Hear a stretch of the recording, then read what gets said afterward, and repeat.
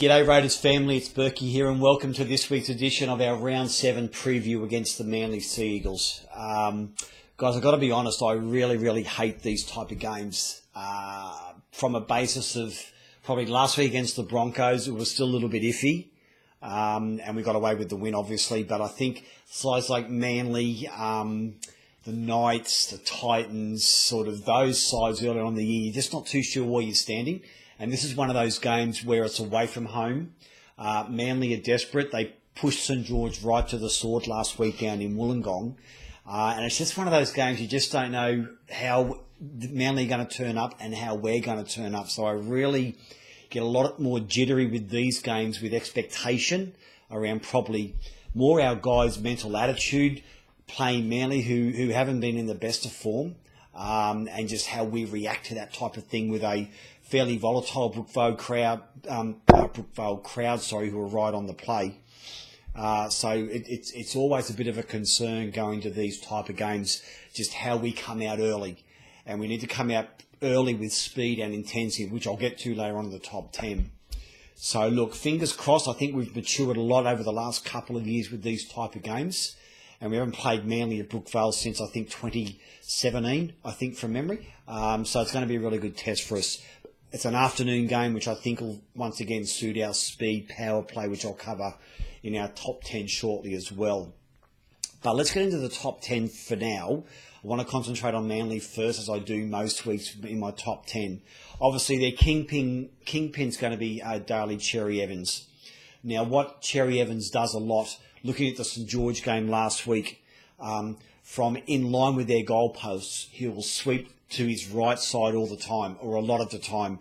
He'll try to pick up Moses Suli. He'll try to pick up Curtis Sirinen a lot of the time as well. And he'll do a lot of grubber kicks. So I think Nickel Clockstead's got to be closer up to the line to combat that grubber.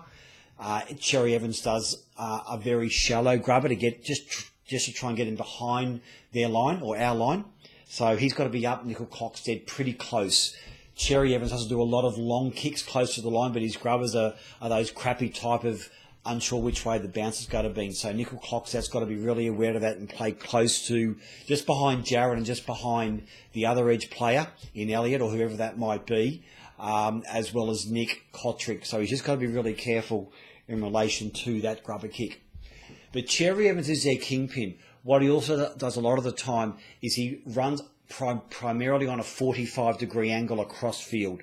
So what it does is it opens up space on his inside for the inside ball, hoping to catch one of our defenders or our markers who are lazy coming across and not covering that gap on the inside. And he's hoping to find that gap close to his inside shot or he turns the ball. That's where the gap's going to be. So our markers and our middle defenders have to move across, up and across at every time he has the ball. 9 times out of 10, he's going to run that 45-degree angle. If he dummies on the inside, he'll usually hit Moses Suli straight. So Jarrod might be in for a bit of a torrid time because Suli's a big body and a big guy. So Jarrod needs to be aware of that and get up quickly.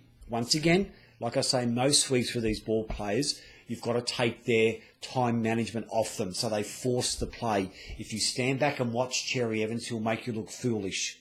So we've got to get up in the line and get actually in the line to combat his opportunities of trying to hit a face ball out to his winger.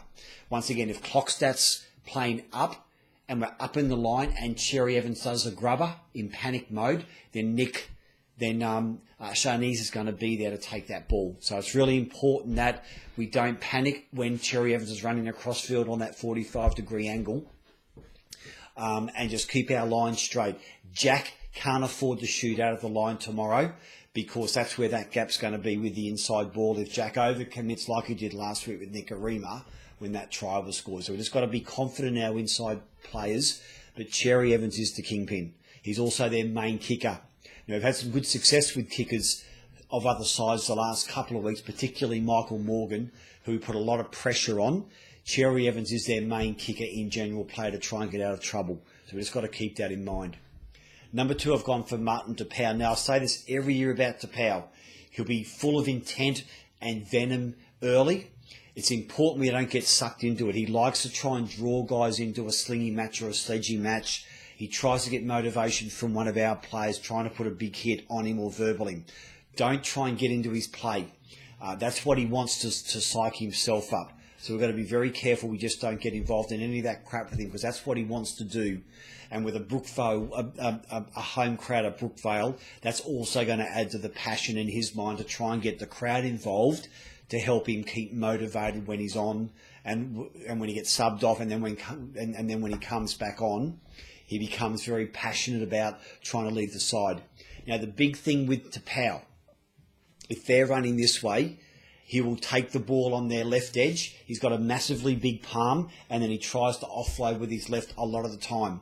So he'll run left edge or our right edge, so into John Bateman a lot of the time probably, or Papali or Louis when he's on. He likes to fend right and pop left. So these guys here have to really push up on those runners for Manly who are going to be tight just to combat that. That's his really only big play. Right fend, left offload. If we can combat that, it'll take away a lot of Manly's second phase play, which they thrive off with Tapau. If we can combat that early, then they won't have the field position to get that momentum over the top of us. That's a really important thing about Tapau's play we need to be aware of. He loves that left-hand offload. We've got to be aware of it.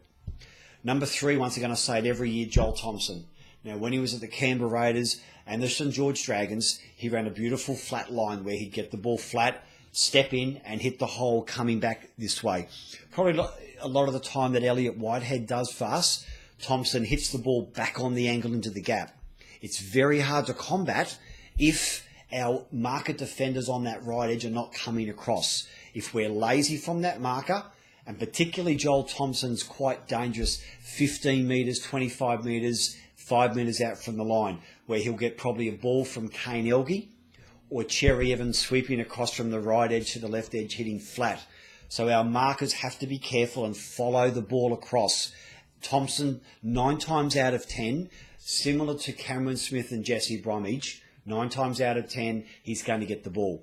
So we just need to be aware of it. Don't overcommit, and make sure we've got eyes for Joel Thompson and not looking out the back for the second man play. We've got to take the man with the ball, and 9 times out of 10 it's going to be Joel Thompson. So we need to be really aware of that play, because Manly will do it a lot. Because what they'll then do, if Thompson gets tackled, we've got 2 or 3 in the ruck, they'll then try and sweep round to the left again to try and get us off guard and hit a long ball out to the winger, which will be Tafua on that left edge for Manly, trying to catch Jordan Rapana sort of push in and BJ pushing in to block the play. So we just got, once again, just have confidence in our guys, but line speed's really important to take away their time management and make them push the play early. Number 4 for Manly, I've gone for Koroisau. Has caused us some issues the last couple of years. He's very good darting out of dummy half. Certainly quicker than Josh Hodgson with those quick runs out of dummy half. Similar to Cook from South Sydney, in that he can scoot the ball up in one hand if they win the ruck and make an easy 15-20 metres to get Manly on the front foot. The way to combat that is that we win the ruck and we're not left with defenders on the ground. We've got to have 2 markers against Koroisau, because he will expose us. And what he'll do is he'll pick it up, he'll loop round behind our ruck and try and go straight down the middle, drawing our edge defenders in. So we've really got to be aware of his impact and his potency, particularly once they get to the 40-metre mark or the halfway mark. That's where he's going to be his most dangerous. So we just need to be aware of that. So they're their big 4 plays, I think, that Manly will try and bring to the table. I'm sure we can combat them. So as far as we're concerned tomorrow, number 5, I've gone from Emre Guler and Jack Murchie. Now, great to see these guys in. It's been a couple of months, obviously, since the start of the year, and they've finally got their chance. I think the really big thing about our bench players this year, and these 2 have a lot to uphold, is that we've had Horsburgh played early and had a couple of wins. Hudson Young's played early and had a couple of wins. And now we've got these guys coming in. So the expectations on these bench players, they've got to bring that same passion, that same intent, and that same will to win, which they will, obviously. But there's been a little bit of a bar set here by our previous young bench players in Horsburgh and Hudson Young to try and make sure these guys, Emre and Jack, maintain that standard. They're young guys, they're full of passion. I think Emre will certainly come into the middle at some stage for Dynamis Louis, but I think Murchie on the edge will be really impactful. I don't expect Jack to play through the middle, but I expect him to be playing down an edge somewhere, probably left edge with Jared. I don't expect him to be playing down the middle third, but that's exciting. Jack's a big raw bone guy and can certainly cause some issues and some impact with our attack, with his momentum and his ability, with his long range and his big body to draw defenders in. These guys, once again, just have to play their own game. If there's an offload there, they can't be reserved in not trying to do it. Just because they're coming up a level, they've still got to play their own game. So these guys have a bit of pressure on them, which I think is a good thing because we're winning. So they've got to make sure that they keep the Horsberg's impact, the Hudson Young's impacts they've had going as our bench. Number 6, I've gone for our right edge, which is obviously Leipana and John Bateman. Looking at the Manly left edge, it's very open. I think there's Elgie, Parker, Tafua. I mean, these guys aren't massively impactful A-graders. They're solid, but from body size, speed, ability, and attitude, our right edge tomorrow is got some massive potency and some massive points in it.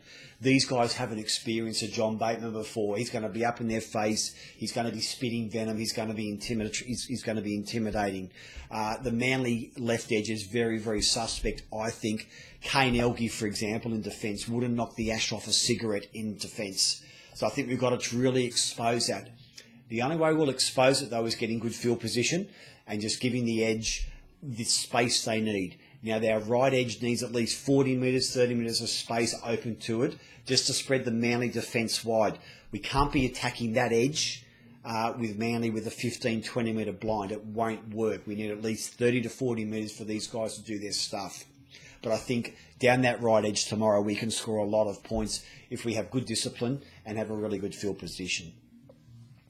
Number 7, I've gone for Ryan Sutton versus Jake Trbojevic. Now, Trbojevic, I didn't mention in Manly's other 4, but he is the Manly forward leader. Trbojevic likes to be impactful and intimidating someone in our pack, and I think tomorrow he's going to try and aim up to either Ryan Sutton or John Bateman, but I think Sutton's going to be more in the middle, which is where Trbojevic also likes to play. So this is a really, really big matchup for us. I think if Ryan Sutton can display that hardness and grit and toughness he did last week where he played for 80 minutes, Trbojevic is an 80-minute player as well. And if he doesn't play for 80 minutes, Trbojevic, that's a win for us because he's their forward leader, New South Wales Australian rep, so he's got some good pedigree about him. But once again, if we can just maintain that intensity with Ryan versus Trbojevic and really try and nullify Trbojevic as well, because once again, he'll be coming straight down the middle. He does have a good offload.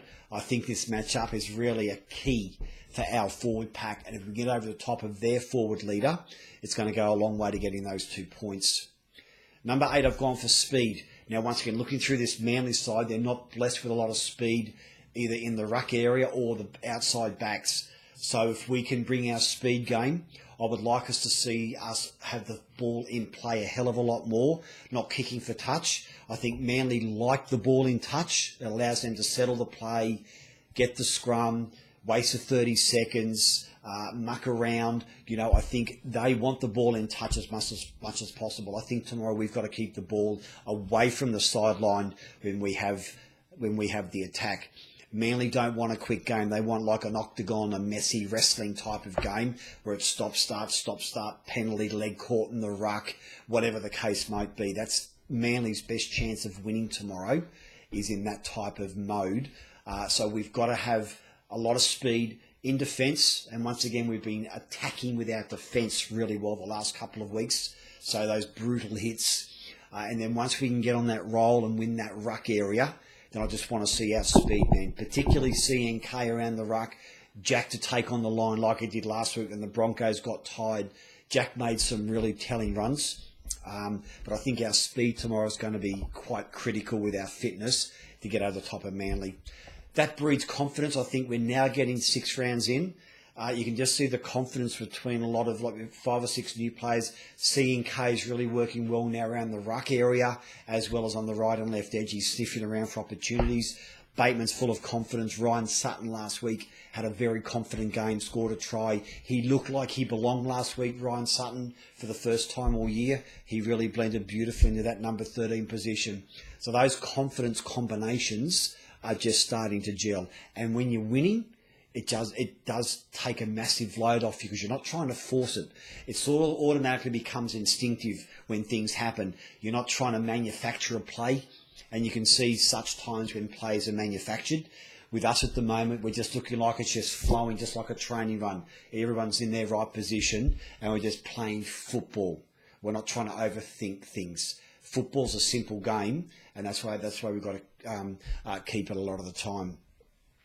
Number 10, I've gone for Hodgo and Papa. Now, I think once again, talking about confidence and combinations, these two have it in spades. I'm expecting Josh to hit Papa a lot close, flat to the line tomorrow night, like he usually does. Once again, Manly are a big side. They're slow. They don't move well laterally, Manly, at all. But I think if we can get a quick ruck, play the ball area, I expect Hodgo to hit Papa a hell of a lot close to the line tomorrow night. 2 things happen. Papa either scores, or with his size and the way that he draws in defenders now as our forward leader, Manly going to be looking for that play a lot. So there's going to be looking from the inside ruck and the outside to try and swarm and block it off. That gives us space out wide for that next play. As long as we win the ruck, that's where the tries are going to be, particularly on that left and right edge. So looking forward to that part of our game tomorrow, particularly. I think that'll work in spades if we can get Papa 1-on-1 or 1-on-2 in a quick play the ball with Hodgo hits him flat that close to the line. You won't stop him. So guys, that's it for this week's Top 10.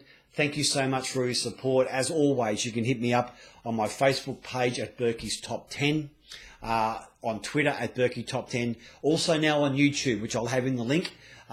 Just YouTube and search Bourkey's Top 10. You'll find all this year's pre- and post-match reviews, as well as the pre-season reviews if you want to go back that far. So YouTube's now up and running. Podcast will be refreshed as well the next couple of days and bring all my podcasts up to date, guys. But as always, thank you for your support, guys. Let's bleed green, and it's bye for now. Out, Bourkey.